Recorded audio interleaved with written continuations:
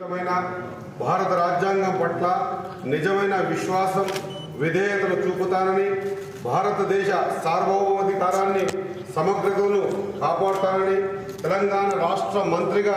నా కర్తవ్యాలని శ్రద్ధతో అంతఃకరణ శుద్ధితో నిర్వహిస్తానని, భయం కానీ పక్షపాతం కానీ రాగద్వేషాలు కానీ లేకుండా రాజ్యాంగాన్ని శాసనాలను అనుసరించి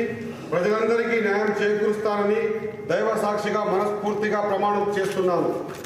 అని వాకిడి శ్రీహరి అనే నేను తెలంగాణ రాష్ట్ర మంత్రిగా నా పరిశీలనకు వచ్చిన లేదా నాకు తెలియవచ్చిన ఏ విషయాన్ని నా కర్తవ్యాలను సక్రమంగా నిర్వహించేందుకు అవసరమైన మేరకు తప్ప ప్రత్యక్షంగా కానీ పరోక్షంగా కానీ ఏ వ్యక్తికి లేదా వ్యక్తులకు తెలియపరచనని లేదా వెల్లడించనని దైవ సాక్షిగా పవిత్ర హృదయంతో ప్రమాణం చేస్తున్నాను.